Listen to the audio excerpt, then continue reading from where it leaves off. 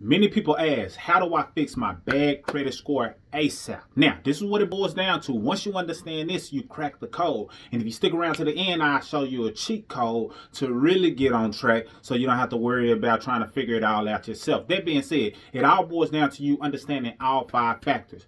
Understanding that is the cheat code: payment history, credit utilization, credit history, new credit, and credit mix. Payment history is kind of self-explanatory. It's your ability to make on-time payments over time, all the time, so that you don't have any late payments. Now, if you already have late payments, then you got to understand sending off letters to remove those late payments and get them updated to positive. Credit utilization is centered around credit cards. If you don't have credit cards, you're leaving 165 points on the table. If you do have credit cards, get those balances down to 0 or less than 10% and pay them off before they report to the bureaus. Credit history is just the age of your credit. Understanding you want to have a track record for length of credit, and that helps tremendously. Credit mix and new credit is based on a couple of things. New credit is making sure you don't have too many inquiries, but also making sure that your most recent 2 years are impactful and beneficial to you. And last but certainly not least, when it comes to credit mix, they need to know that you have the ability to manage multiple types of credit. Can you manage installment loans or installment debt? Can you manage credit cards, which is a revolving credit? If you put that all together, you have no choice but to make your bad credit